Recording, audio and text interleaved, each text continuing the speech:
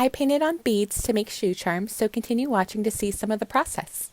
I selected these faux turquoise beads I already had and applied my acrylic polymer and spackling mixture to the surface. I used some paintbrushes to sculpt out some of the details and to make sure the shape is correct. Here's the otter before I give it eyes, and here's the finished forms before I start painting. I use acrylic paint and then I use darker colors for the edges and the creases. Then I apply my middle color and highlight color and then go back in with any details and adjustments that I might need. Normally I like to add a whole bunch of colors, but these are small and I'm trying to be a little bit better with time management.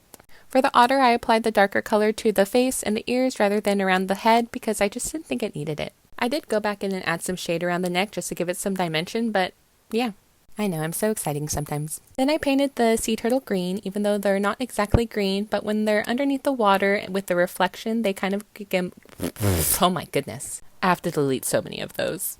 Anyways, onto the shell. If you look at a picture, it's majority tan and then with some brown features, so that's how I painted it, and then I applied a brown wash over the surface just to tie in the colors. Here's the finished versions before I add resin, and they're so cute. Oh my goodness. I ended up just applying one single layer of resin because I didn't want it all to be bumpy and misformed. And they came out so good. I can't. They don't just look stunning, but they're also 3D, and I think that might be my favorite part. Not to mention the blue bead really makes the artwork pop on it, and I just love it.